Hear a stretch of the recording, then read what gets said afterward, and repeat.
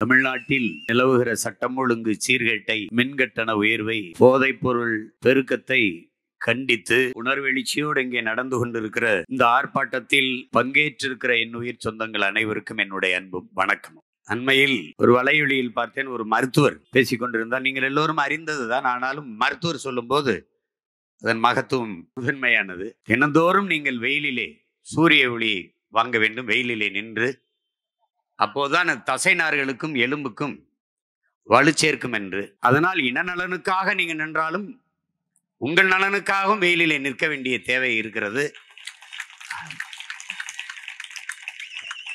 உங்கள் நலன் கருதி சொல்கிறேன், நீங்கள் எல்லோரும் நிழல் நாடி போகிறீர்கள்.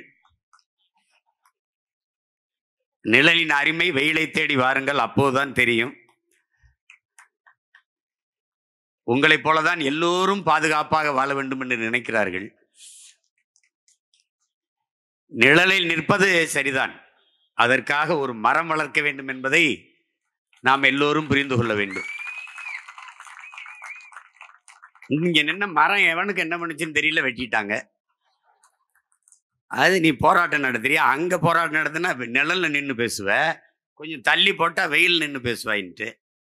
நாங்கள் நிழலையும் விட வெயிலை அதிகமாக விரும்புவர்கள் என்பதை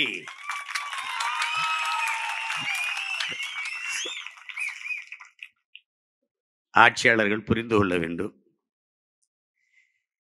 இங்கே பேசிய நமது அன்பு தம்பி தங்கைகள், அருமை உடன் பிறந்தார்கள், சிறந்த கருத்துக்களை, தர்க்கவாதங்களை எடுத்து வைத்து உரையாற்றினார்கள். பெரியார் அவர்கள், ஐயா பெரியார் அவர்கள் சொன்னதுதான், நீ மானமுள்ள 1000 பேரோடு சண்டை போட்டு விடலாம், மானங்கட்ட ஒருத்தனோடு சண்டையே போட முடியாது என்று. அவர்தான் சொன்னாரு, மானமும் அறிவும் மனிதனுக்கு அழகுன்னு. அதை படிச்ச நம்மெல்லாம் மான அறிவோடு இருக்கிறோம்.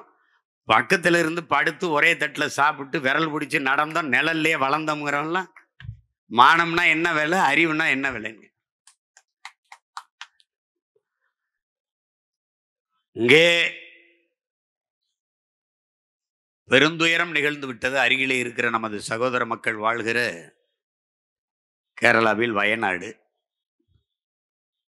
கேரளாவே மிக அழகான ஒரு நாடு. அதிலே வயநாடு மிகவும் மிக ஒரு அழகு வாய்ந்த ஒரு நிலப்பரப்பு. நம்முடைய கொடைக்கானல், ஊட்டி, ஏற்காடு போல ஒரு அழகியல் நிலப்பரப்பு. அது கடவுளின் தேசம் என்று கவிஞர் பெருமக்கள், அறிவார்ந்த அறிஞர்கள் எல்லோரும் அதை பாராட்டுவார்கள். என் அருமை தம்பி தங்கைகள், என் அருமை உடன் பிறந்தார்கள், இந்தியா நிலப்பரப்பு முழுமைக்கும் நீங்கள் பயணம் செய்து பாருங்கள். விண்ணூர்தியில் கேரளாவுக்குள் பறக்கும் போது விண்ணூர்தியில் இருந்து கீழே குனிந்து பாருங்கள். ஆங்காங்கே வெள்ளையாக சில கட்டிடங்கள் தெரியும், ஆங்காங்கே. அங்கிருந்து தமிழ்நாட்டுக்கு வந்து இறங்குங்கள், ஆங்காங்கே பச்சையாக ஏதாவது தெரியும். நம்ம தான் கேடுகட்டு கேவலங்கட்டு இருக்கிறோமான்னு நினைச்சு மற்ற மாநிலங்களுக்கு பறக்கும்போது நம்மளை விட கேவலங்கட்டவன் நிறைய பேர் இருக்காங்க. அங்கேயும் பல கருணாநிதி அவன் பேரம்பேத்திகள் பிறந்து, அந்த தேசத்தில் இன்றைக்கு பேரிடர், மழை சரிவு, மணல் அரிப்பு. ஆனால் அந்த பெரும் துயரத்தை விட என் மனதை பெரிதும் காயப்படுத்தியது உங்களோடு நான் பகிர்ந்து கொள்ள விரும்புகிறேன். ஆட்சியாளர்கள், இயற்கையை பேரன்பு கொண்டு நேசிக்கிற பெரும் காதலர்கள், அமைச்சர் பெருமக்கள், சூழியல் ஆர்வலர்கள் எல்லாம் பேசியதை நான் கேட்டேன். காடுகளை வெட்டியதுதான், அழித்ததுதான் அதற்கு காரணம். ஒரே நேரத்தில் 1000 ஈட்டிய நெஞ்சில் வாய்ந்தது மாதிரி இருந்தது. என்னடா நம்ம பாட்டேன் முப்பாட்டேன் மாத்தாப்பேன் போய் காட்ட வெட்டின மாதிரி வெட்டினா அயோக்கிய பயிலே பேசிட்டு காணடா. காடுகளை அழித்தது இவர்கள்தான். அவர்களே இப்போது பேசுகிறார்கள் காட்டை அழித்ததுதான் இந்த நிலச்சரிவுக்கு, மண் சரிவுக்கு, மலைச்சரிவுக்கு காரணம் என்று. நான் பல முறை உங்களுக்கு சொல்லியிருக்கிறேன், நாம் போதிக்கும் போது அவர்களுக்கு புரியாது, பாதிக்கும் போது புரியும் என்று. இப்போது நமக்கு முன்பு சொல்கிறார்கள் காடுகளை அழித்ததுதான். காடுகளின் தேவை என்ன, அவசியம் என்ன? 300 அடி 250 அடிக்கு உயர்ந்து நிற்கிற மரங்கள், காடுகள் தன் வேரை ஆள் நிலத்திற்குள் பரப்பி புகுத்தி மண்ணை இறுக்கமாக பிடித்துக் கொள்ளும், சரிவை தடுக்கும். இது இயற்கை. அது அறிவியல் என்றாலும், இயற்கை என்றாலும், உயிரியல் என்றாலும், எப்படி பார்த்தாலும் இதுதான் உண்மை. நீ அதை வெட்டுன, குட்ட பயிர தேயிலை காஃபியை போட்ட, அரிச்சிட்டு போயிடுச்சு. ஒரு சங்கிலி தானே என் உடன் பிறந்தவர்களே, ஒரு சங்கிலி தானே, ஒரு இணைப்பு. அது உயிர் சங்கிலியா இருக்கட்டும், உணவு சங்கிலியா இருக்கட்டும், எல்லாம் 6 மாவட்டங்கள் அங்கிருந்து மேற்கு தொடர்ச்சி மலை அப்படியே வருது, கன்னியாகுமரிக்குள்ள இப்படி வந்து ஒரிசா வரை போகுது. கன்னியாகுமரியில் பல ஆயிரக்கணக்கான வெடிமருந்து டன் எடையுள்ள வெடிமருந்துகளை வச்சு தகர்த்து என்னுடைய மலையை நொறுக்கி எடுத்துட்டு போனேன். 3 கிலோமீட்டருக்கு அங்க மலையை தகர்ப்பதற்கு, கல்குவாரிக்கு அங்க பாம் வைக்கும் போது, வெடிமருந்தை வைக்கிற போது, தொலைதூரத்தில் இருக்க கிராமத்தில் இருக்கிற வீடுகளின் சுவர்கள் வெடிக்கும் போது, இங்கே நீ வைக்கிற மலையில் அதிர்வு அங்கே வெடிக்காதா? இந்த அடிப்படை அறிவு ஏன் உங்களுக்கு இல்லை? எல்லோரையும் கொண்டு விட்டு துறைமுகம் வெட்டி பிணத்தை ஏற்றுமதி செய்ய போகிறாயா? என்னத்தை ஏற்றுமதி செய்ய போகிறாய்? இதற்கு யாரிடத்தில் பதில் இருக்கிறது? யாரிடத்தில்? எப்படிப்பட்ட அறிஞர்கள் வாழ்கிற நிலத்திலே நீங்கள் ஆட்சியாளர்களிடத்திலே அவர்கள் ஆட்சியின்களை வாழ்கிறீர்கள்? நீர் வழிந்து ஓடுகிற காவாய்கள், தாரைகள், அரிப்பு ஏற்படுது என்று இருபுறமும் கான்கிரீட் சுவர்கள், சிமெண்ட் செங்கலை வைத்து, கற்களை வைத்து கட்டி எழுப்புவதை உலகத்தில் எந்த நாட்டில், எந்த நாட்டு அறிஞர் நீர் மேலாண்மையில் இது செஞ்சிருக்கான் பார்த்திருக்க? உன் முன்னோர்கள் அப்படிதான் செஞ்சானா? கரையை அரிக்கிறது, மண்ணை அரித்து கொண்டு நீர் ஓடுகிறது என்றால் தடுப்பதற்கு இருக்கிற ஒரே வழி கரை நடுக, மரம் நடுக. இது அடிப்படை அறிவு. அதை செய்யாம காங்கிரீட் மதில் சுவர் இப்படி சிமெண்ட போட்டா இந்த இருவோரமும் கசிந்து கசிவுநீர் பாசனத்திற்கு பல லட்சம் ஏக்கர் காய்ந்து கிடக்கிறது. கசிவுநீர் பாசனம், வண்டு, மண்புழு, நண்டு, நத்தை எல்லாம், பாம்பு, எலி எல்லாம் அந்த தண்ணி போய் ஓரத்தில் போய் அந்த இதுல தான் வாழும். தவளை, மண்புழு, நண்டு, நத்தை, அவைதான் இந்த மண்ணை வளப்படுத்தும். நீ சிமெண்ட போட்டா எங்கடா போய் இது வாழும்? இங்க வாழும். இங்க பேசிட்டு இருந்த நம்ம அம்மா பேசினாங்கல்ல, பேராசிரியர் அம்மா தமிழ்ச்செல்வி, ஒரு ஏரி எல்லாம் ஆக்கிரமிச்சிட்டாங்க. நம்ம நின்று பேசுற இடமே ஏரி தானே தாயே. நீரின்றி அமையாது ஒடுக்கு என்று பாடியவனுக்கே கோட்டம் ஏரியை தூத்துட்டு தான் கட்டப்பட்டிருக்கு. இதுக்கு பேரு லேக் ஏரியா. ஏரி எங்கய்யா? அங்கிட்டு போறியா? அதுதான் பதில். இந்த பகுதிக்கு பேர் என்ன சொல்லு? லேக் எங்கடா? இதுதான். இது எங்க அப்பத்தா சொல்லும்ல, கால கொடுமையப்பா, வேற ஒன்னும் சொல்றதுக்கு இல்லை.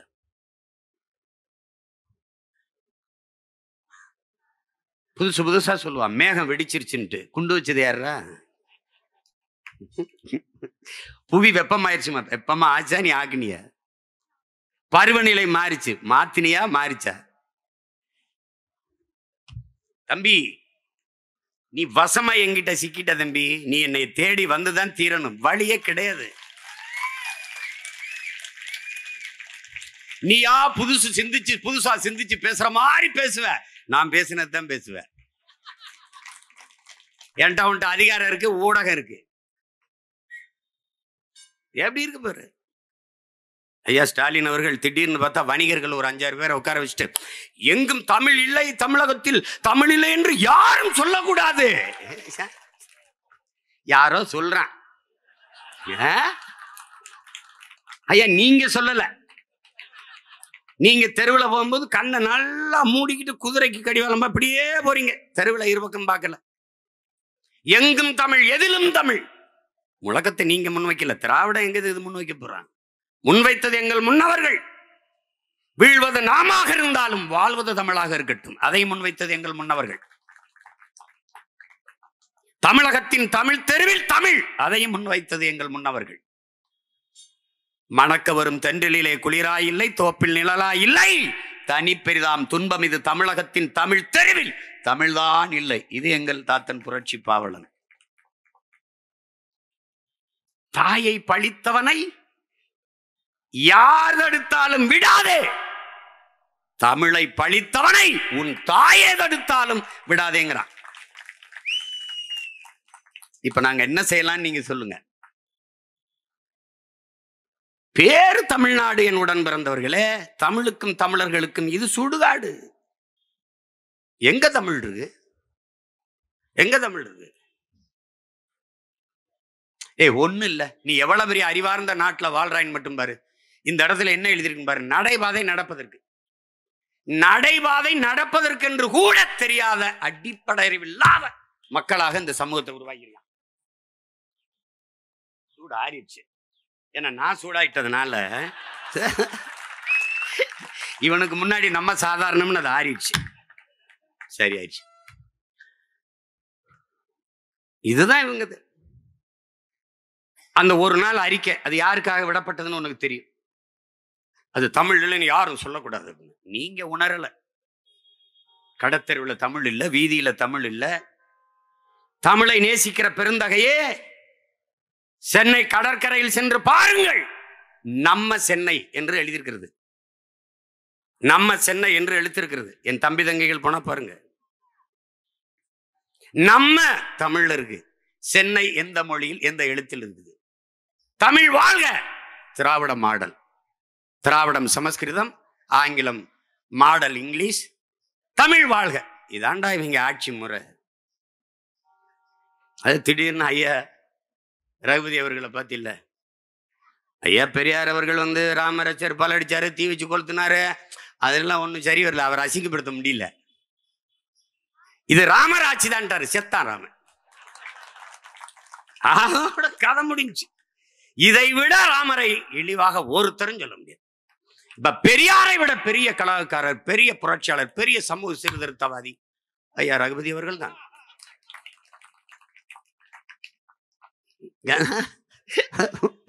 புரியுதுல்ல உனக்கு? புரியுதுல்ல? கலைஞரை நீ எல்லாமாட அவமானப்படுத்திடுவ. இளம் கலைஞரே என்று உதயநிதியை சொல்லும் போது கருணாநிதி கவலைப்படாத, அதோட வாடா நம்ம கவலைப்படுத்திட போறோம். சொல்லு. அது மாதிரி நீ ஒரு ராமரை ஒரு கற்பனை பண்ணி வச்சிருப்ப. நாங்கெல்லாம் படிக்கும்போது கடவுளின் ஆட்சி எப்படி இருக்கும்னு நினைப்ப. பசி இருக்காது, பஞ்சம் இருக்காது, வறுமை ஏழ்மை இருக்காது, எல்லாருக்கும் உணவு கிடைக்கும், உடை கிடைக்கும், வாழ நல்ல வீடு இருக்கும், அங்க குற்றம் குறை இருக்காது, மது இருக்காது, கொலை செய்ய நடக்காது, கற்பழிப்பு இருக்காது, இதெல்லாம் இருக்காதுன்னு நினைப்ப. நீ அப்படிதான் நினைப்ப. அந்த ஆட்சி நீட்சின்ட்டாரு. ஒரு வார்த்தை ஐயா ஸ்டாலின் அவர்கள் பேசல. இல்ல அப்படிலாம் இல்லையே. திராவிட முன்னேற்ற கழகத்துல ஒருத்தன், ஒரு தலைவர் பெருமக்கள் ஒண்ணு வேணாம். அந்த வாடகை வாய்கள் பொறிக்கும் புறைக்கும் கத்திக்கிட்டு இருக்கும்ல, அந்த நாய்கள் கூட கொலைக்கலையே. அது கூட கொலைக்கல. அவங்க வசதியா பேசுவாங்க, வசதிக்காக பேசுவாங்க. இது பேச வேண்டிய பொருள் இல்லை, அவங்க விட்டுருவாங்க. என்னடா இவங்க திடீர்னு பார்த்தா முருகன் மாநாட்டில் பங்கேற்கிறார். யாரா முருகன்? யாரு? புதுசா இப்பதான் அவங்க கட்சியில சேர்த்திருப்பார் போல் இருக்கு. அந்த மாநாட்டில் முருகன் யார் என்று ஐயா ஸ்டாலின் குறைஞ்சது 20 நிமிஷம் பேசணும். தாழ்ல எழுதி வச்சு படிக்காம பேசணும். அருணகிரிநாதர் எழுத திருப்பூர் பத்தி திருநகை முத்து அதை பாடணும். பத்தி முத்து திருநகை பாட்ட பாடணும்.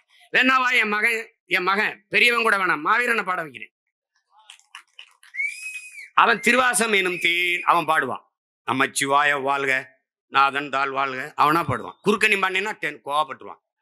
நான் பாடு பேச சொல்லு பார்ப்போம். திடீர்னு முருகன் கண்ணுக்கு வருவாரே, திடீர்னு நாங்கள் முருகன் எங்கள் மூதாதை முப்பாட்டன், அதுல அது கடவுளை முப்பாட்டன். கடவுள் என் பாட்டன் தாண்டா உங்களுக்கு கடவுளாயிருக்கான்.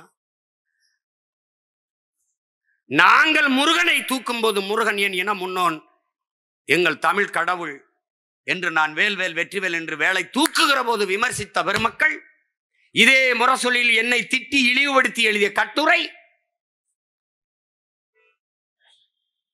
அங்கே இருக்கிற சோர பாண்டியர்கள் எங்களை பற்றி பேசியவர்கள், அவரெல்லாம் எங்க இதெல்லாம்?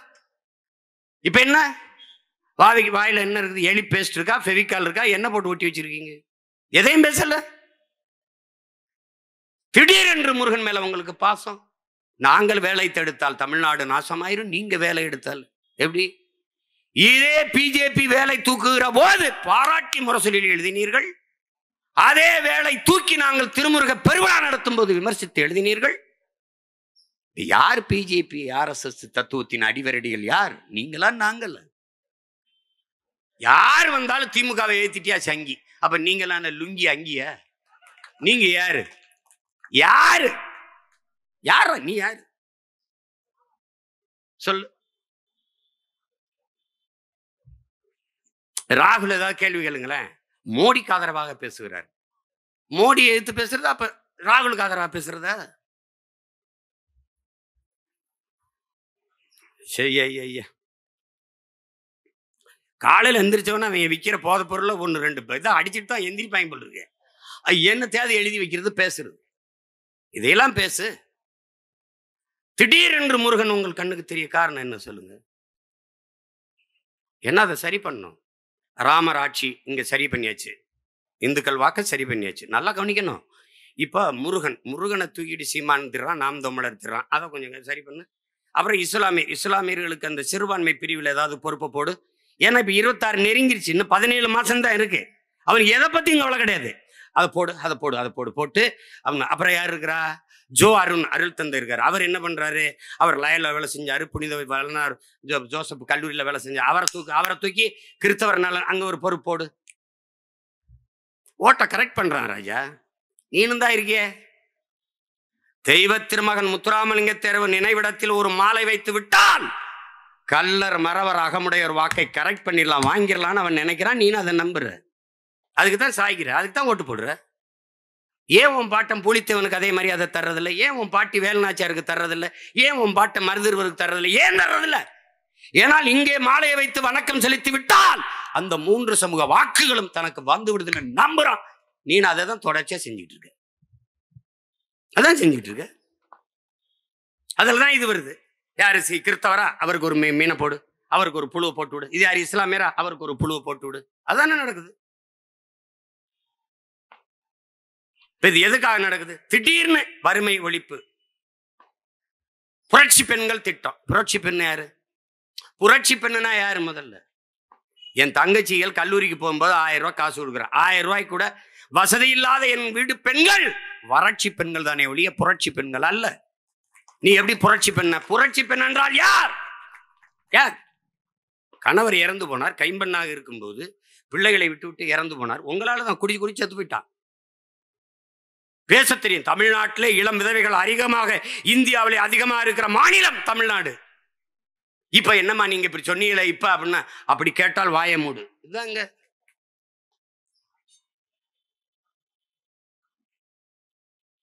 கணவனை இழந்து விட்ட பெண், அவள் தன் குடும்பத்தை காப்பாற்ற ஒரு வேலைக்கு போகணும், தையல் பயிற்சி எடுத்துக்கொண்டால், திறன் மேம்பாட்டு பயிற்சி எடுத்தால், ஒரு துணி ஆடை விற்பனையகத்துக்கு போனால், உணவகத்துக்கு போனால், வேலை செய்தால், வருவாய் ஈட்டி தன் குடும்பத்தை காத்தால், தற்சார்பு பொருளாதாரத்தில் தன்காலிலே நின்று தன் குடும்பத்தை காத்தால், இவள் புரட்சி பெண். இவள் புரட்சி பெண். கால் விபத்திலே இழந்து விட்டாலும் ஓட முடியல, பாரா ஒலிம்பிக்கிலே அது ஓடி தங்கத்தை வெல்றா, பதக்கத்தை வெல்றா என்று ஓடுகிறவள் புரட்சி பெண். எத்தனை புரட்சி பெண்கள் இந்த நிலத்தில? அதுக்கெல்லாம் அந்த பேரை வைக்கிறது இல்லை. இந்த புரட்சிங்கிற சொல்ல இவர்களால் தான் இழிவாய் போனது. அன்பு மக்களை, வரவெல்லாம் புரட்சி தலை, புரட்சி நடிகன், புரட்சி தளபதி, புரட்சி கிரட்சின்னு போட்டு புரட்சி வறட்சி சொல்லாக மாறிட்டு. இப்ப புரட்சிங்கிற சொல்ல உச்சரிக்கவே தடுமாற வேண்டியது. இது என்ன புரட்சி? என்ன புரட்சி? அப்படி ஏதாவது உருவாக்கி இருக்கா இந்த நாடு? பெண்கள் தங்களை தாங்களே தற்காத்துக் கொள்வதற்கு பொருளாதார மேம்பாட்டு திட்டங்களை தான் அறிவிச்சிருக்கா? தங்களை தாங்களை சார்ந்து வாழ்கிற தற்சார்பு பொருளாதார திட்டத்தை தான் அறிவிச்சிருக்கா? இல்ல. 1000 ரூபாய். ஏன் 1000? இளைய தலைமுறை பிள்ளைகளை தன் பக்கம் திருப்ப முடியல. கோட்பாடு செத்து போனது, தத்துவம் செத்து போனது, திராவிடம் தீந்து போயிட்டு. எங்க ஒரு தலைமுறை பள்ளி கல்லூரியில் படித்த தலைமுறை எல்லாம் தமிழ் தேசிய அரசியலை நோக்கி, சீமானை நோக்கி, புலிக்கொடியை தூக்கி ஓடி வருது. 35 லட்சம் 36 லட்சம் வாக்கா? அதுல குறைஞ்சது 30 லட்சம் வாக்கு இளைய தலைமுறை பிள்ளைகளின் வாக்கு என்பதை உங்களுக்கு மேசையில் இருக்கிற சர்வே புள்ளி விவரம் சொல்லு. அப்ப என்ன பண்ணலாம்? இந்த ஓட்டை எப்படி, இந்த வாக்கை எப்படி நமக்கா திருப்பலாம், எப்படி ஓட்டை டைவர்ட் பண்ணலாம், சீமான்ட்ட போகாம எப்படி எடுக்கலாம் அப்படின்னா, படிக்கிற கல்லூரிக்கு போற பிள்ளைகளுக்கெல்லாம் 1000 கொடுத்துரு. ஓட்டுக்கு அந்த நேரத்தில் காசு கொடுக்கறதுக்கு பதிலா ஒவ்வொரு மாசமும் கொடுத்து சரி பண்ணிடு. எப்ப கொடுக்கறது? ரொம்ப முன்னாடி இருந்து கொடுத்தா நிறைய தொகை செலவு பண்ண வேண்டியது வரும். தேர்தலுக்கு 10-15 மாசம் இருக்கும்போது கொடுத்தால் இப்ப 450 கோடி கிட்ட செலவாகுது. எதுக்கு? தமிழ் புதல்வன் திட்டத்துக்கு. தமிழ் புதல்வன் யார்? தமிழ் புதல்வன் திராவிட மாடல் ஆட்சியில் திராவிட புதல்வன் ஏன் இல்லை? எங்கள் ஐயா நல்லகனுக்கு கொடுத்த விருதிலே திராவிடர் தகைசால் திராவிடர் ஏன் இல்லை? இலக்கிய செல்வர் குமரி ஆனந்தன் ஐயா அவர்களுக்கு கொடுக்க போற விருதிலே ஏன் தகைசால் திராவிடர் என்று இல்லை? தகைசால் தமிழர். யாரை ஏமாற்ற? இதை நாங்கள் பேசினால் இனச்சாவனிசம், இனவெறி, மொழி சாவனிசம், செப்பரேட்டிசம், பிரிவினவாதம். இதை ஏன் நீங்க இல்ல? திராவிட மாடல் ஆட்சி ஏன்? தமிழ் புதல்வன். அது ஏன் சொல்லுது தமிழ் புதல்வன் திட்டம்? திராவிட புதல்வன் சொல்லி பாரு, சொல்லி பாரு. திரும்பி கூட பார்க்க மாட்டான். கொடுமை.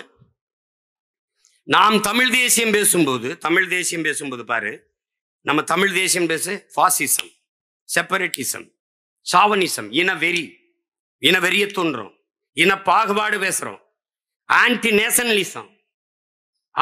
நேஷனலிசம், தேச துரோகம், இதெல்லாம். ஆனால் நாம் சின்ன பிள்ளைகளாக கால் டப்சர் போட்டு விவரம் தெரியாத காலத்திலே தெலுங்கு தேசம் என்று கட்சி ஆரம்பிச்சார NT ராமா. அப்போல்லாம் எங்க போய் புல்லு பிடிக்கிட்டு இருந்த நீ? எங்க போய் இருந்த? எங்களை பாசிஸ்ட், செப்பரேட்டிஸ்ட், இனவெறிகள், தேச துரோகிகள் என்று பேசுகிற இந்தியர் திராவிடர். இந்த திராவிட கட்சிகள், இந்த திமுக ஏன் சந்திரபாபு நாயுடு தெலுங்கு தேச கட்சியோட கூட்டணி வைத்தது? பதில் உண்டா? யார் சொல்லுவா? எங்களை பிரிவினவாதி, தேச துரோகிகள், செப்பரேட்டிஸ்ட் என்று பழி சொல்லுகிற பாரதிய ஜனதா எதற்காக தெலுங்கு தேசத்தோடு சந்திரபாபு நாயுடு அவர்களோட கூட்டணி வைத்து இப்ப பதவியில் இருக்கிறது? எதற்காக இருக்கிறது? நான் தமிழ் தேசியவாதி, பிரிவினவாதி, என்ன இதுக்கா என் வீட்டில் வந்து கூட்டணி பேசின? எதுக்கு பேசின நீ? உன்னோட கூட்டணி வந்தா எப்படி? உன்னோட வந்துடுறேன், உங்களோட கூட்டணி வந்துடுறேன். உங்க தலைவர் படத்துக்கு முன்னாடி என் தலைவர் படத்தை வச்சா நீங்க இருப்பீங்களா? எப்படி இருப்பீங்க? எப்படி இருக்கும் பாத்துக்க. தெரிச்சு ஓடிடுவீங்க, மேடையில உட்கார மாட்டீங்க.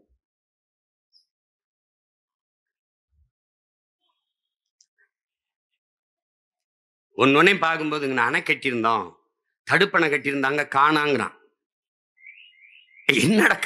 என்னடா தடுப்பணை? இப்ப வரைக்கும் சொல்றாங்க மத்திய அமைச்சர், மத்திய சுகாதாரத்துறை அமைச்சர் சொல்றாருங்க. இப்ப சொல்றாருங்க இந்த பாராளுமன்ற கூட்டத்தில் 24க்குள்ளே நாங்க எப்படி எய்ம்ஸ் மருத்துவமனை கட்டி முடிச்சிரோம்.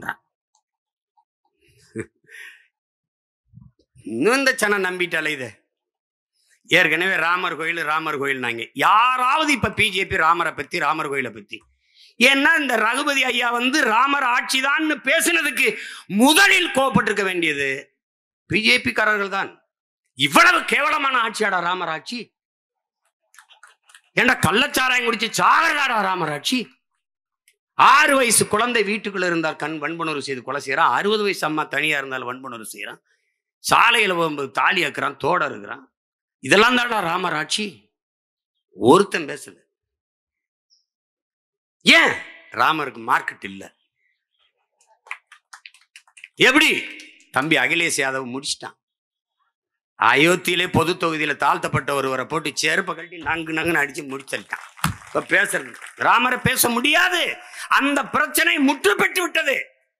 Problem solved. ராமருக்கு கோயில் கட்டிட்டு அங்க எல்லாம் குறுக்கலாம், ஐயோ ஒழுகுதுங்க. இப்ப பாராளுமன்ற கட்டு என்னைக்காவது நீ மாணிக் தாகூர் விருதுநகருடைய பாராளுமன்ற உறுப்பினர் நாடாளுமன்றத்தில் பேசி நீ என்னைக்காவது பார்த்திருக்க? அவரே பேச வச்ச பெருமை ஐயா மோடிக்கு தான் உண்டு. எப்படி பெற்றாரு தெரியுமா? பாராளுமன்றம் அவங்க பேசுற அப்படி, என்னங்க மழை பெய்த பாராளுமன்றத்துக்குள்ள தண்ணி வருது ஒழுகுதுங்க அப்படின்னு. ராமர் கோயிலும் ஒழுகுது, அவர் கட்டின ராமர் கோயிலும் ஒழுகுது, நாடாளுமன்ற கட்டடமும் ஒழுகுது. அதை பற்றி கவலை இல்லை. மக்கள் அழுவதை பற்றியே கவலைப்படாத அவர்கள் கோயிலும் நாடாளுமன்ற கட்டிடமும் ஒழுகுவதை பற்றி எப்படி கவலைப்படுவாங்க? அதை பத்தி அவங்களுக்கு ஒரு கவலையும் கிடையாது.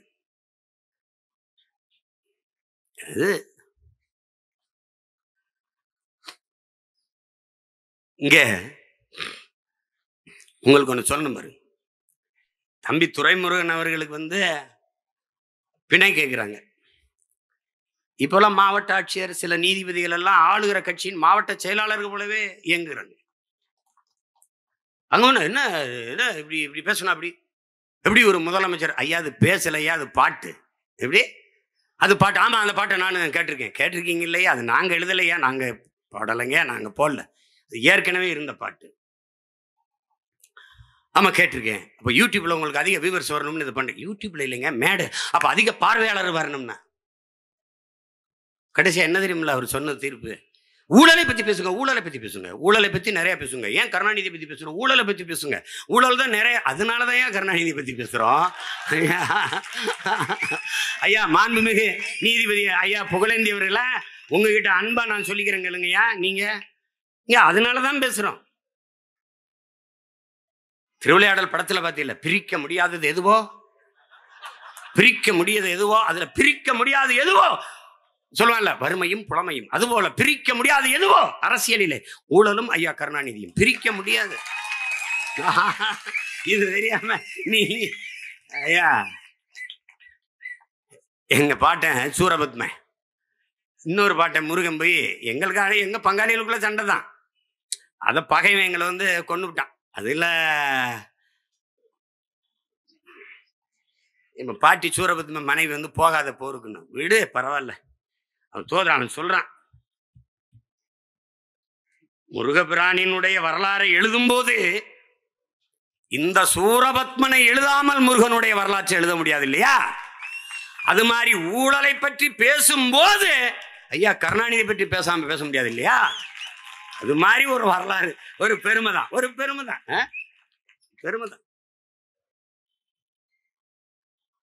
இங்க இப்படி பாருங்க, அண்ணா பல்கலைக்கழகத்துல உங்களால கற்பனை செய்யப்படுங்க, அறப்போர் இயக்கம் அதை வெளியிடுது. அறப்போர் இயக்கத்தினுடைய உடன் பிறந்தார்கள் எல்லோருக்கும் என்னுடைய அன்பும் வாழ்த்துக்களும். அவங்க என்ன பண்றாங்கன்னா, தகவல் அறிவு உரிமை சட்டத்துல கேட்கிறாங்க, அவங்களுக்கு எப்படி இந்த ஐயம் வந்ததுன்னு தெரியல, ஒரு துறையில் இப்படின்னா ஒவ்வொரு துறையும் எப்படி இருக்குன்னு யோசிச்சு பார்த்து. மொத்தம் 480 தனியார் அரசு பொறியியல் கல்லூரிகள், மொத்தம் 480. இதுல 52,500 பேராசிரியர் பெருமக்கள், 52,500. இதுல 224 தனியார் சுயநிதியில, தன்னிதி, சுயநிதி அது அது சமஸ்கிருதம், நம்ம தன்னிதினே பேசுவோம், தன்னிதி கல்லூரிகள் 224. இதுல பாத்துக்கிறங்க, நல்லா கொஞ்சம் 353 ஆசிரியர் பெருமக்கள், 353 பேராசிரியர் பெருமக்கள் ஒரு இடத்திற்கு மேற்பட்ட இடங்களில் கல்லூரிகளில் பணி செய்வதாக காட்டப்பட்டது. ஒரு இடத்திற்கு மேற்பட்ட இடத்துல, நல்லா கொஞ்சம். இதுக்கப்புறம் ஒரு 5 பேராசிரியர் பெருமக்கள் 11 கல்லூரிகளில் முழு நேரமாக பணியாற்றுவதாக காட்டப்பட்டது. 5 பேராசிரியர்கள் முழு நேரமாக 11 கல்லூரிகள். இதுல ஒரு பேராசிரியர் பெருந்தகை 32 கல்லூரியில் தொடர்ச்சியாக 32 கல்லூரியில் முழு நேரமாக பணியாற்றுகிறார் என்று பதிவு செய்து அது சம்பளம் வாங்கிறார். சம்பளம் யார் வாங்கியிருப்பான்னு நீங்க புரிஞ்சுக்கணும், நல்லா கவனிச்சுக்கணும். இதுல ரொம்ப கொடுமை என்னன்னு பாத்தீங்கன்னா, இப்படி 211 பேராசிரியர்கள் எல்லாம் படித்தவர்கள், முதுகலை பட்டம் பெற்றவர்கள், முனைவர் பட்டம் பெற்றவர்கள் 211 பேர் 2500 பணியிடங்களை அவர்கள் நிரப்பினதாக காட்டி, இவர்களே இங்க வேலை செய்யறாங்கன்னு காட்டி ஊதியம் பெற்றிருக்குது. அதுல 175 பேர் 972 பணியிடங்களை நிரப்பியதாக, இவர்கள் அத்தனை பேரும் முனைவர் பட்டம் பெற்றவர்கள். 175 பேரும் டாக்டரேட் பட்டம் பெற்றவர்கள், PhD பண்ணி முனைவர் பட்டம் பெற்றவர்கள் இந்த வேலையை செய்திருக்கிறார்கள். அறப்போர் இயக்கம் கண்டுபிடிக்காத வரை அண்ணா பல்கலைக்கழகம் இது ஒன்றும் கண்டுகல. இப்ப அது சொல்ற காரணம் பாருங்க, இது எப்படி கண்டுக்கிறாங்க? இல்ல இல்ல இல்ல, அவங்க ஆதார் அட்டை கொடுக்கும்போது ஒவ்வொருத்தரே பல அட்டைகளை கொடுத்துட்டாரு. ஆனா இவங்க நமக்கு என்ன கற்பிச்சான்? ஆதார் அட்டை தான் எல்லாத்துக்குமான பெருத்த அடையாளம், எல்லா வலிக்கும் ஒரே நிவாரணி ஆதார் தான். கடைசி அந்த ஆதாரே பயனற்றதுன்னு ஆயிடுச்சு. இத்தனை பேரும் வெவ்வேறு ஆதார் அட்டைகளை கொடுத்து எங்களை ஏமாற்றி விட்டார்கள். அங்க இருந்த படங்கள் வெவ்வேறு முகமைப்பில் இருந்தது. உயர்ந்த தொழில்நுட்பத்தை கற்றுக் கொடுக்கிற பல்கலைக்கழகத்தில் இதை கண்டுபிடிக்க முடியலன்னா அப்ப என்ன நடக்குதுன்னு பாரு. இது எத்தனை நாளா நடந்திருக்குது? அதிமுக ஆட்சி காலத்திலிருந்து நடக்குது, தொடர்ந்து நடக்குது. இதில் இன்னும் கொடுமை, மாரிசாமி முரளிபாபன் 2 பேரும் 6 ஆண்டுகளா ஓமன் நாட்டில் வேலை செய்கிறார்கள். அவர்கள் இந்த பொறியியல் கல்லூரியில் வேலை செய்யறதா சம்பளம். இந்த பொறியியல் கல்லூரியின் உரிமையாளர்கள் யார்? இன்றைக்கு அமைச்சரவையில் இருக்க பெருந்தகையில் ஐயா MRK பன்னீர்செல்வம், பெருமதிப்பிற்குரிய பெருந்தகை ஐயா துரைமுருகனுடைய கல்லூரி, நம்ம ஐயா சட்ட மேதை ராமராட்சி நீச்சி நாயகன் இருக்குதார்ல, அவருடைய கற்பக விநாயகம், ஐயா துரைமுருகனுடைய கிங்ஸ்டன், எல்லாம் ஒரு தொலைக்காட்சி, ஒரு வலையொலி எவனும் வாய் திறக்கல. அந்த 24 இந்த தமிழ் தொலைக்காட்சி ஒன்று மட்டும்தான் போடுது, 24x7 தமிழ். அதுல மட்டும்தான் ஒரு தம்பி பேசிட்டு, அவர் ஏமாத்திருக்காரு, இவர் ஏமாத்திருக்காருன்னு. அவன் இருக்கானோ நாளைக்கு வேலையை விட்டு தூக்குறாங்களோ என்ன இளவோ.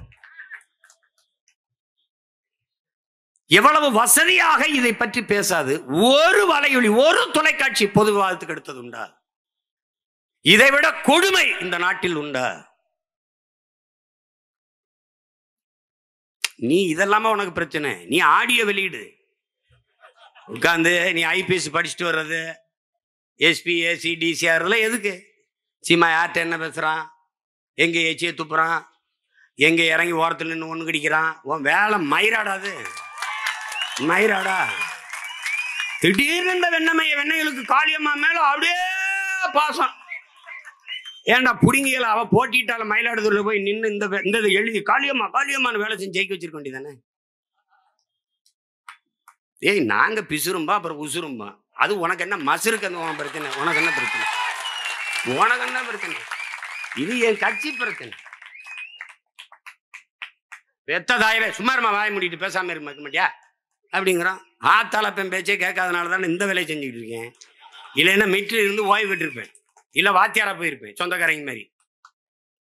கேள்வி என்னத்தையாவது பேசுறது, ஆடியோ ஐயோ சீமான ஒழிச்சு போடுவோம் அப்படின்னு. டேய் நீனும் தான் ஒன்னா பேசி பார்த்த, 15 வருஷமா ஒரு பொம்பளை விட்டு பேசி பார்த்த. அதுக்கப்புறம் தான் ஃபேன் ஃபாலோவிங் அதிகமாயிடுச்சு, கேர்ள்ஸ் ரொம்ப ஃபாலோ பண்றது.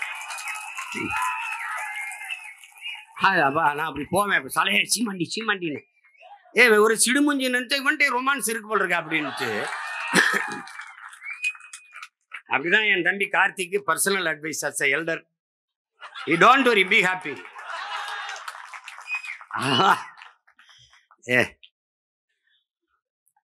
அவன் நம்ம முதுக நோண்டி அழுக்க மோந்து பாக்குறவன், அவன் மோந்து பார்த்துட்டு நீனு கொஞ்சம் மோந்து பாரு, நீனு கொஞ்சம் மோந்து பாரு. அயோக்கியப்பு எதை பேசுறது, எது சமூகத்துக்கு பிரச்சனை, எது அவசியம், இதை வெக்கம் இல்லாம மானம் இல்லாம பேசிட்டு யார் யாரை வச்சிருக்கா, எந்த நடிகை யாரோட போறா, அவளுக்கு 10 லட்சம் இவன் தான் வாங்கி புரோக்கர் ஏஜென்ட் இந்த மாதிரி, அவன் அந்த நடிகை அந்த இதை வச்சு இதை வச்சு உங்களுக்கா எப்படி அவங்க பிள்ளை கொண்டாடி தலை சோறு போடுறவங்களுக்கு மானம் கட்ட நாய். ஷி என் தங்கச்சி சொல்லிச்சுல, படிக்கிறது ராமாயணம், இடிக்கிறது பெருமாள் கோயில் மாதிரி, பேசுறது பெரியாரு, அப்புறம் இங்கே போடுறதெல்லாம் கேவலமா பெண்களை இழிவுபடுத்தி பேசுறது. அவனுக்கு ஒன்றும் கிடையாதுடா. 23 மீனவனை கைது செஞ்சு போனானே, பேசுனானா? ஒருத்தனை பேர் சொல்ற. தமிழ்நாட்டின் தொல்லியல் ஆய்விற்கு எதற்காக சமஸ்கிருதம்? ஏன்டா சீமான தவிர ஒருத்தனுங்க இல்லை, எதுக்கு? தோண்டி பார்த்தா கீழடியில தெரிந்த எழுத்து, அங்க இருந்த எழுத்து ஓடுகள்ல, அங்க இருக்கிற ஆவணங்கள்ல இருந்த எழுத்து தமிழ் எழுத்தா சமஸ்கிருதமா? உனக்கு மனசு வருதாடா? தமிழனின் தொன்ம நாகரிக சுவடு சான்று என்று சொல்ல உனக்கு வாய் வர? திராவிட நாகரிகங்கிற, இந்திய பண்பாடுங்கிற. ஏதுரா திராவிட? அன்னைக்கு சொல்லு எதுரா? இந்தியாங்கிற நிலப்பரப்பு எது? நாடு எதுரா? சொல்லு எதுரா? 2500 ஆண்டுக்கு முன்னாடி ஏது? 600 ஆண்டுக்கு முன்னாடி ஏது? 1800 தான் கன்னடம்ங்கிற மொழியே உருவாகுது. நீ சொல்றபடி திராவிட மொழின்னு வச்சா கூட. அதுக்கப்புறம் கீழே என்ன? சமஸ்கிருதம் தெரிந்திருக்க வேண்டும், திராவிட மொழிகள் தெரிந்திருக்க. வாடங்க, திராவிட மொழி எதுன்னு சொல்ற? எது எது திராவிட மொழி? என் தாய் நிலத்தை தோண்டி ஆய்வு செய்வதற்கு திராவிட மொழி எதற்கு? சமஸ்கிருதம் எதற்கு? 40 உப்பு மூட்டை அனுப்பியிருக்கிய பாராளுமன்றத்திற்கு, மானங்கட்டு. நீங்க போன தடவை 39 உப்பு மூட்டை தூக்கி போடுவாங்க, அப்புறம் முடிஞ்சவனே ஏத்தி விடுவாங்க. வண்டியில ஏத்தி இறக்குறதா 5 வருஷம் போயிடுச்சு. இப்போ அதை ஏத்தி இறக்குவாங்க. எல்லாம் பேசுற, தமிழ் பேசுற, அது பேசுற, எல்லாம் பேசுற. இந்திய நாடாளுமன்ற கட்டடத்தின் முகப்பிலே சமஸ்கிருதத்தில், ஆங்கிலத்தில், இந்தியில் கல்வெட்டு இருக்கிறது. ஏன்? உலகத்தின் முதல் மொழி தமிழ். இந்திய மொழிகளின் தொன்மையை தமிழிலிருந்து அறியலாம் என்று பிரதமர் அவர்களே அவ்வளவு பேசினீங்களே, ஏன் என் தாய்மொழியில் அங்கு கல்வெட்டு இல்லை என்று ஒருத்தன் கேட்கல, சீமானை தவிர. ஏன் ஏன் கேட்கல? ஏன் கேட்கல? எவ்வளவு கொடுமை பேர். கேட்க மாட்டார்கள். அங்க எதுக்கு சமஸ்கிருதத்தில் கல்வெட்டு இருக்குது? அங்க எதுக்கு இங்கிலீஷ்ல இருக்குது, இந்தியில இருக்குது? வச்சுக்க, என் தாய்மொழியில் இருக்கணும்ல. உலக நாடுகள்லாம் போனா உலகத்தின் முதல் மொழி, மூத்த மொழி தமிழ், எங்கள் இந்தியாவில் இருப்பது பெருமை. பேச தெரியுதுல்ல? இந்திய மொழிகளின் தொன்மையை தமிழிலிருந்து அறியலாம், பேச தெரியுதுல்ல? அப்போ யாராவது கேட்டிருக்காங்களா? பேர் கேட்க மாட்டார்கள். இன்றைக்கு நீ எங்களை தவிர்த்து விட்டு போவாய், ஆனால் ஒரு நாள் நான் கூண்டுக்கள் நின்று கூவுவதால் என்னுடைய குரல் உனக்கு கேட்கல. ஒரு நாள் நான் கூரை மேலே ஏறி நின்று கூவுற காலத்தை நாங்கள் உருவாக்குவோம். அப்ப நீ என்னை தவிர்த்து விட்டு தள்ளி விட்டுலாம் போக முடியாது. நீ பதில் சொல்லிதான் யோசிச்சு பாரு, எவ்வளவு தூரம் நம்மளை ஏமாத்தி நகர்த்துறாங்கன்னு பாரு. சட்டம் ஒழுங்கு, சட்டம் இருக்கு, ஒழுங்கா இருக்காங்கிற கேள்விதான். சட்டம் இருக்கு, ஒழுங்கா இருக்கா? 31 நாள்ல 30 நாள்ல 133 கொலைகள். தம்பி ஆம்ஸ்டாங் படுகொலை 134. அதுக்கு பிறகு நம்முடைய பாலகிருஷ்ணன், இந்த மாதிரி நிறைய நம்ம கட்சி பிள்ளை நிறைய பேர். அதுக்கப்புறம் இன்னைக்கு வரைக்கும் கொலை. வீட்டுல உள்ள புகுந்து கொலை, ரோட்ல நடந்தா கொலை. எந்த கொலையாளியாவது 30 வயசுக்கு மேல இருக்கானு மட்டும் பாரு. எல்லாம் இளைய பிள்ளைகள், இளைஞர்கள். ஒரு உயிரை கொல்ல வேண்டும் என்கிற கொடிய சிந்தனை வருதுன்னா அவன் மனநிலை எப்படி தயாராயிருக்குன்னு பாரு. இந்த சமூகம் குற்ற சமூகமாக உருவாக்கப்பட்டு விட்டது. சிந்தனையின் விளைச்சலே, சமூகத்தின் விளைச்சலே சிந்தனை. சிந்தனையின் விளைபாடுதான் செயல்பாடுதான் இது போன்ற இழி செயல்கள். அப்ப என்ன சொல்றான் ரூசோ? என்ன சொல்றான்? நீ குற்றவாளியை பிடித்து தூக்கில் போடுவதை நிறுத்து, அவன் குற்றம் செய்வதற்கான காரணத்தை கண்டுபிடித்து அதை தூக்கில போடுன்றான். அப்ப ஒரு தலைமுறை எப்படி நீ உருவாக்கணும்? இது கொடிய செயல், இதை செய்யக்கூடாது என்கிற சிந்தனை உருவாக்கணும். அந்த எண்ணம் இருக்குமானால் அதை நீ என்கவுண்டர் பண்ணணும், சுட்டுக் கொள்ளணும், தூக்கில போடணும், சிறையில போடணும். அப்படி நீ செய்யலையே. நிறைந்த போதையில் தான் அவர்கள் வெட்டுகிறார்கள். சான்று தம்பி ஆம்ஸ்டாங்க சொல்லும் போது ஒரு பெரிய படையோடு இருப்பார். ஒரு மாநில கட்சியின், ஒரு இந்திய கட்சியின் மாநில தலைவர்.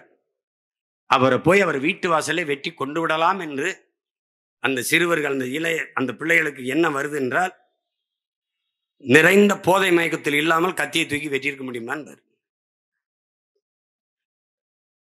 வெட்டுறதுல ஒரு டெக்னிக் இருக்கு. எடுத்தவன காலை தான் வெட்டுவான். எடுத்தவன காலை தான் வெட்டுவான். ஏன் காலை வெட்டுவான்? ஓட முடியாது. அப்புறம் மற்றவன்லாம் வெட்டிடுவான். எதையெல்லாம் மற்றவன் கண்டுபிடிக்கிறான், இவன் எதை கண்டுபிடிக்கிறான் பாரு. எத்தனை கொலைகள்! ஐயா எடப்பாடி பழனிசாமி தகவல் உரிமை சட்டத்தில் கேட்குற 200 நாட்கள்ல இந்த 2004 மட்டும் 24 மட்டும் 595 கொலைகள். இன்னும் 24 முற்று பெறல, அதுக்குள்ளே 595 கொலைகள். அது கேளுங்க சட்ட அமைச்சர். அதுக்கு எப்படிங்க அரசாங்கம் பொறுப்பு? எதுக்கு தாங்க நீங்க பொறுப்பு இருப்பீங்க? கள்ளச்சாராய சாவுக்கு எல்லாரும் போய் பார்த்தீர்களே, ஏன் எங்க மீனவ மலைச்சாமி சாவுக்கு ஒரு முத்தம் கூட போய் பார்க்கல? ஏன்? அவன் போகும்போது அங்க தண்ணீருக்கு பதிலாக கள்ளச்சாராயத்தை ஒரு போத்தலை எடுத்துட்டு போய் குடிச்சிட்டு செத்து கரவதிங்கன்னு தானா ஒரு வேலை போய் பார்த்துருப்பானோ என்ன? ஆனாலும் நீங்க நம்பிட்டு இருக்கிறது ஒரு நாடு, இதுல ஒரு ஆட்சி நடக்குதுன்ட்டு. ஒரு கொடுமை. எனக்கு இல்ல, உனக்கு இல்ல, யாருக்கு பாதுகாப்பு இருக்கு சொல்லு? யாருக்கு பாதுகாப்பு இருக்குன்னு சொல்ற நீ? யாருக்கு இருக்கு? தங்கச்சி சொன்ன மாதிரி வழக்கறிஞருக்கு இல்ல. அவர் என்னவோ இருக்கட்டுப்பா, வெட்டி கொலை செய்வதை எப்படி ஏற்கிறது? 40 வெட்டு 50 வெட்டுன்னா என்ன மனநிலையில் சக மனிதனை வெட்டுவான்? நான் அப்ப பயணம் போயிட்டு இருக்கும்போது எங்க ஊர் ராமநாதபுரத்துல ஒரு விடுதியில் தங்கியிருந்த ஒரு பையன் வந்து என்னை பார்த்தான். சிறையில இருந்து இப்ப தானே வந்தேன். என்னடா பண்ணேன்? ஒருத்தர் கொன்னுட்டேன். என்ன பண்ண? அதான ஒரு சின்ன பகையின கோபத்துல, இந்த சாதிய மயக்கத்துல தான் நான் பண்ணிட்டேன். என்ன பண்ணாரு? அப்படியே ஓடுனாருன்னா தண்டவாளத்துல ஓடிட்டே இருந்தாரு. அப்புறம் அவரை போய் விரட்டி விழுத்தாட்டி வெட்டினேன். ரொம்ப மனசு இப்ப வலி. என்னென்ன சும்மா வெள்ளரிக்காயை வெட்டின மாதிரி சதக்கு சதக்குன்னு பழக்குதுனே மனித சதை, இப்படித்தானே அப்படின்னா. இதுதான் அது. என் தம்பி சொன்னது மாதிரி ஒரு குற்றவாளி போனால், கார்த்திக் சொன்னார் பாருங்க, குற்றவாளி போனால் அவருக்கு கொடும் தண்டனை இருக்குதுன்னே இல்லை. ஒவ்வொருத்தனும் 6 கொலை 7 கொலை 11 கொலை பண்ணியிருக்கான் திருநெல்வேலியில. 90 நாள் தான் வெளியில வந்துருவான். 90 நாள் தான். என்ன சாட்சி இருக்கணும்? இந்த நாடு ஒரு உயர்ந்த நீதியை வச்சிருக்கு. எந்த தவறும் செய், நீதி சான்று இல்லாம செய்யதான். சாட்சி இருக்கா கேட்கும், சான்று இருக்கா இல்ல ரிலீஸ். நீ எவ்வளவு வேணாலும் கொள்ளையடிச்சுக்கலாம், எத்தனை பேரையும் வன்புணர்வு செய்யலாம், எவ்வளவு வேணாலும் கொலை செய்யலாம், எவ்வளவு வேணாலும் ஊழல் லஞ்சம் பெறலாம். சாட்சி இருக்கா இல்ல விடுதலை. அப்படி என்ன பண்றான்? ஒரு 90 நாள் இருக்கான் அப்படியே ஜாலியா மாமியாருக்கு போன மாதிரி. யார் காசு? எவன் செத்தானோ அவன் ஆத்தாளப்ப அவன் சொந்தக்காரன் கொடுக்குற வரி காசெல்லாம் உள்ள உட்காந்து சாப்பிட்டு சீட்டாடிட்டு ஜெஸ் விளையாடிட்டு தாயக்கட்டை விளையாடிட்டு வெளியில வருவான். வந்து வேற அசைன்மெண்ட் போட்டு திருப்பி உள்ள போவான், போட்டு திருப்பி வருவான். கூலிக்கு வேலை செய்யலாம், கூலிக்கு கொலை செய்யலாமா என்று அறிவார்ந்த தமிழ் சமூக தம்பி தங்கைகள் சிந்திங்க. தண்ணீரால் நனைய வேண்டிய நம் தாய் நிலம் ஏன் ரத்தத்தாலும் கண்ணீராலும் நனைகிறது என்பதை சிந்திச்சு பாருங்க. ரொம்ப கொடுமை, ரொம்ப மோசமா போயிட்டு இருக்கு. கேட்டால் சட்டம் ஒழுங்கு சரியாக இருக்கு, சட்டத்தின் ஆட்சி இருக்குது.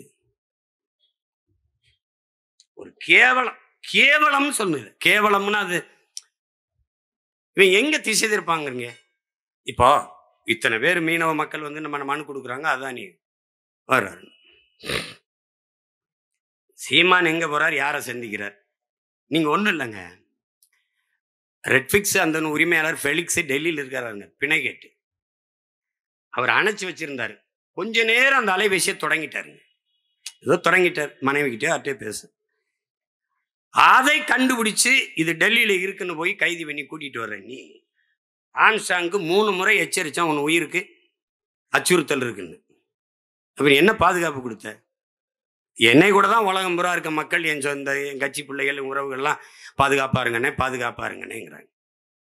அது அவன் அதிகாரம் இல்லை, அதை சொல்லலாம்.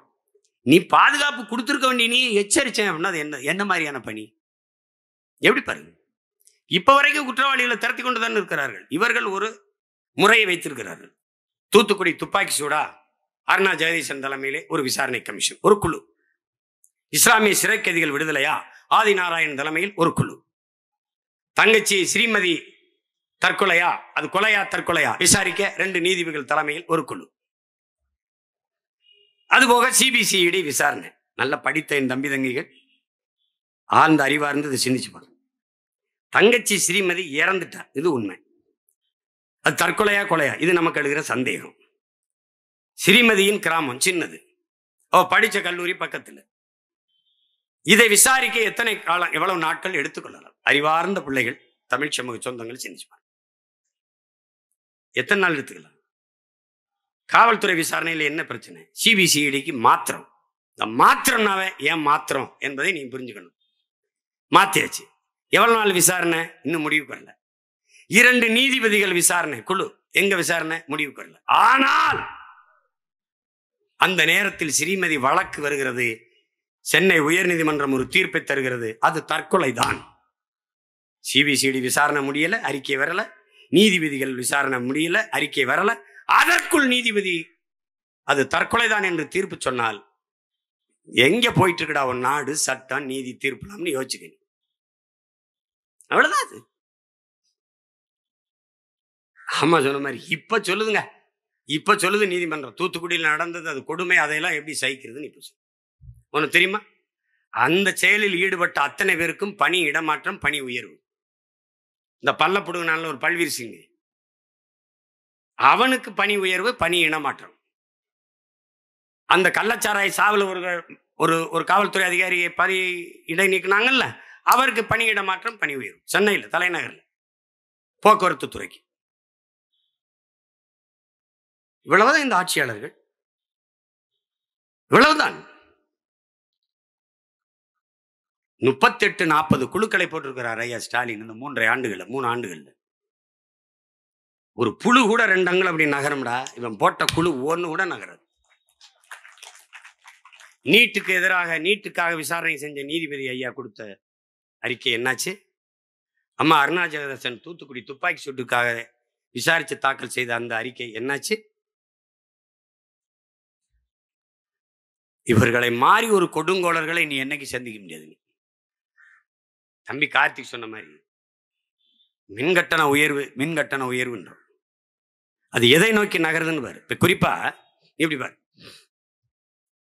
பேருந்தை அரசு போக்குவரத்து, அரசு பேருந்தை தனியார் தனியாருக்கு ஒப்பந்தம் கொடுக்குற டெண்டர். ஏன் இப்படி கேள்வி? ஏன் நட்டத்துல போகுது? தனியார் எடுத்து என்ன பண்ணுவார்? அவர் லாபத்தில் இயக்கிடுவார். இது மாதிரி ஒரு வேலை திட்டத்தை எங்க பார்த்திருக்க? ஒரு ஒற்றை முதலாளி நட்டத்தில், இழப்பில் இருக்கிற போக்குவரத்தை எடுத்து லாபத்தில் நடத்திவிட முடியும். 8 கோடி மக்களால் நிறுவப்பட்ட அதிகாரத்தால், அரசால் அதை லாபகரமாக நடத்த முடியாது என்றால் யோசிச்சு. ஏன்னா தனியார் கொடுத்துடணும். தனியார் கொடுக்கும்போது என் மாணவ பிள்ளைகள் கொடுக்குற இலவச பஸ் பாஸ் இருக்குமா? எடுத்துருவியா? பெண்களுக்கு கொடுத்துருக்க இலவச கட்டணம் இருக்கு, அது இருக்குமா? எடுத்துருவில? என்னுடைய அருமை சகோதரன்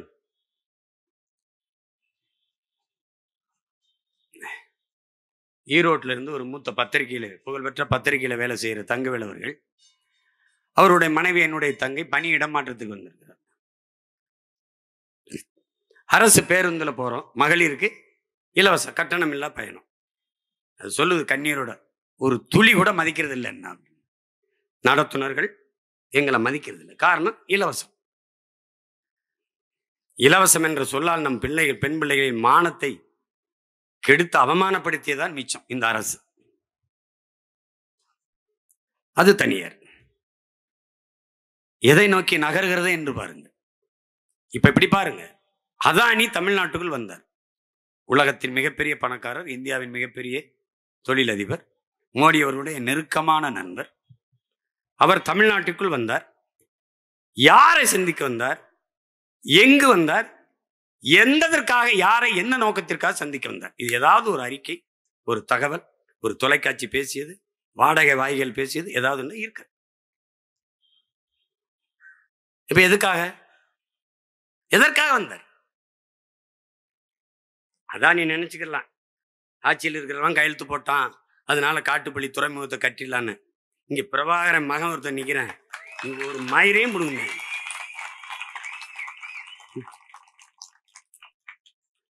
அதெல்லாம் போப்பா, அங்கிட்டு போப்பா.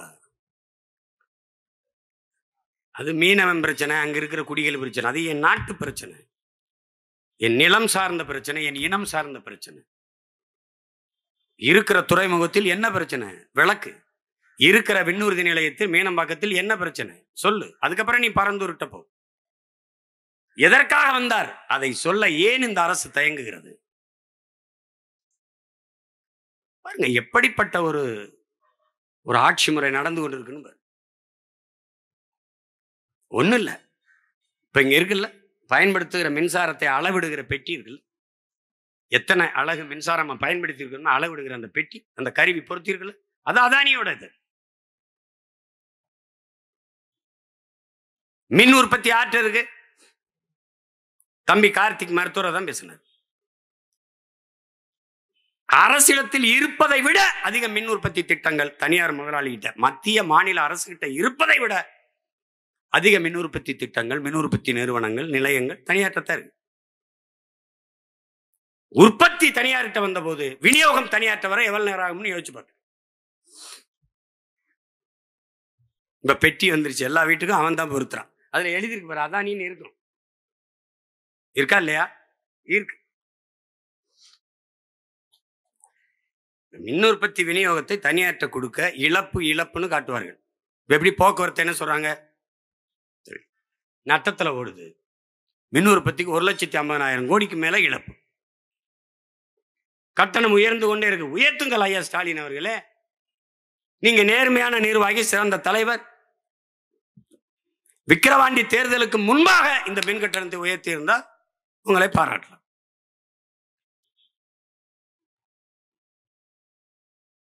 அந்த பாட்டை வச்சு ஓட்டிட்டாங்க ஒரு 10-15 நாள். அது கைது, இது கைது, சண்டாளன்னு பாடக்கூடாது. பாடல விடு, வேற பாட்டு பாடுவோம்.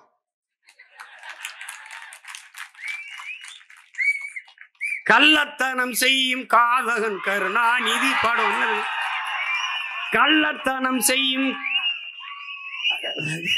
காதகன் கருணாநிதி, சதிகாரன் கருணாநிதி, கொடுஞ்சனிகாரன் கருணாநிதி, பொன்னான தமிழ்நாட்டை மண்ணோடு புதைத்திட்ட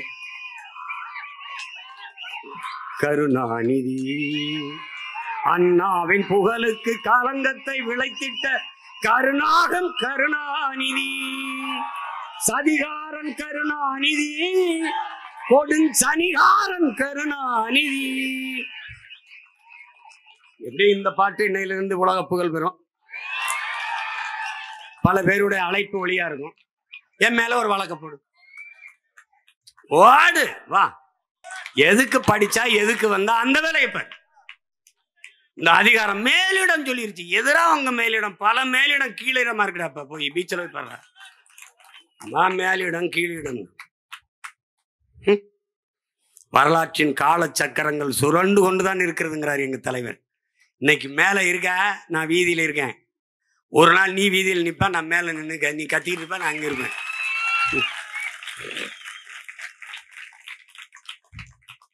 ஐயோ அப்படி பேசிட்டாரு. ஐயோ அவர் எவ்வளவு பெரிய புனிதர். அவர் எப்படி கட்டிய மனைவி தவிர வேறொரு பெண்ணின் நிழலை தொட்டறிய மாட்டார். தமிழ்நாட்டு பாட நூல்ல இருக்கு சண்டாளன். சண்டாளன்னா யாரு? நம்ம தாத்தா நாமக்கல் கவிஞர் இருக்காரு. தாயை நிந்தித்தவன், தந்தையை வெறுத்தவன், இதெல்லாம் சொல்றாரு. அது ஒரு இழி சொல். சரி வேணாம், விட்டுருவோம்.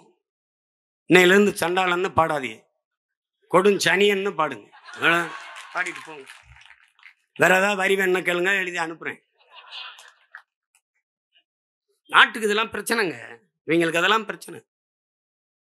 இந்த நாடு அனுபவிக்கிற பெரிய மீனவர் படுகொலை காரணமே இவங்க தாங்க. கச்சத்தீவை எடுத்து கொடுத்தவன் காங்கிரஸுங்க, கொடுக்கும்போது கூட நின்று வேடிக்கை பார்த்தது திமுகங்க.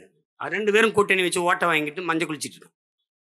400 டிஎம்சி வந்துகிட்டு இருந்ததுங்க கர்நாடகால இருந்து நமக்கு தண்ணீர். 400 டிஎம்சி. அது 10ஆவதுன்னு வழக்கு போட்ட பெருந்தகையா ஐயா கருணாநிதி, அம்மையார் இந்திரா காந்தி பிரதமர்.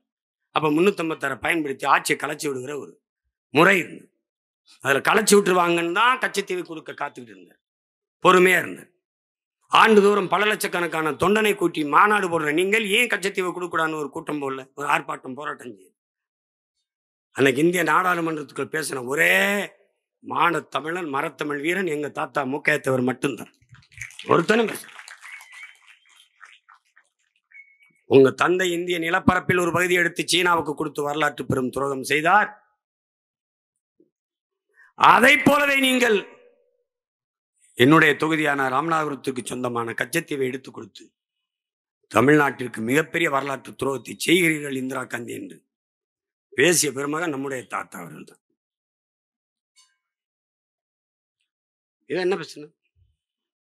இன்னைக்கு ஒரு டிஎம்சிக்கு நம்ம முட்டிக்கால் போட வேண்டியது.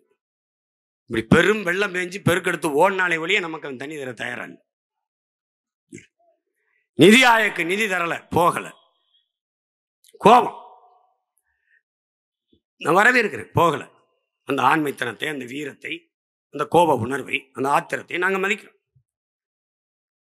நிதி தரவில்லை என்று கோபப்பட்டு நீங்கள் நிதி ஆயோக கூட்டத்துக்கு போவதை தவிர்த்த பெருந்தகையே, ஒரு சொட்டு நீர் தர முடியாது என்று சொல்லும் போது உன்னோட கூட்டுமில்லை, உனக்கு ஒரு சீட்டுமில்லை என்று கோவித்துக் கொண்டு இந்திய கூட்டணியிலிருந்து வெளியே வராது ஏன்? இதுக்கு பதில் உண்டா? யார் சொல்லுவா? உறவுக்கு கை கொடுப்போம், உரிமைக்கு குரல் கொடுப்பீங்க. நீங்க இப்படிதான் ஒரு குரல் கொடுக்கிறதா? வரல வெள்ளன்னு கொண்டு போன்னு போயிடுவான். குளத்தோட கோவிச்சுக்கிட்டு குளிக்காம போனா நாத்தம் யாருக்குன்னு வச்சுக்க.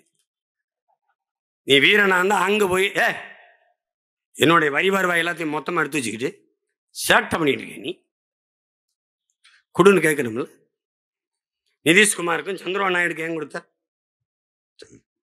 அவங்க கூட்டணி தேவையில்லை தான் ஆட்சியை காப்பாற்றணும், அதுக்கு நீ லஞ்சம் கொடுக்குற அப்படின்னு பேசி கரிச்சு தந்த உரிமையை பெறாம நான் போகல. ஏன் போகல? பேசுறதுக்கு ஒன்றும் தெரியாது. அங்கே போய் நான் என்ன பேசுறது? வேணாம். எங்கள் ஐயா டிஆர் பால் அனுப்பு, எங்கள் அண்ணன் ஆராஜா அனுப்பு, எங்கள் அண்ணி தமிழச்சி அனுப்பு, இல்லை அருமை அம்மையார் கனிமொழி அனுப்புங்க. நீங்கள் ஏன் போறீங்க? சரி, போகும்போது இந்த பாட்டை பாடிட்டு உற்சாகமா போங்க.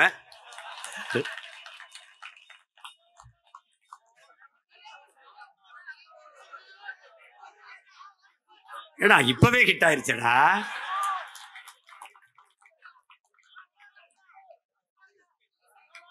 அன்னைக்கு இப்படிதான் என் மகன் பெரியவன் கோயில் பிறந்த நாளைக்கு கோயிலுக்கு போனேன். சிவன் கோயிலுக்கு கும்பிட்டு முருகன் கோயிலுக்கு போகலாம். அங்கே போனால் குறுக்கெல்லாம் கூடிட்டு, ஐயா அந்த பாட்டை ஒரு தடவை பாடிட்டு போங்க.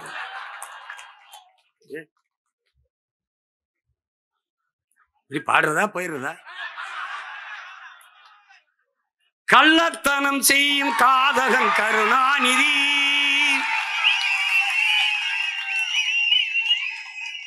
சதிகாரன் கருணாநிதி, கொடுஞ்சனிகாரன் கருணாநிதி, பொன்னான தமிழ்நாட்டை மண்ணோடு புதைத்திட்ட காரணம் கருணாநிதி, அண்ணாவின் புகழுக்கு களங்கத்தை விளைத்திட்ட கருணாகம் கருணாநிதி, கொடுஞ்சதிகாரன் கருணாநிதி.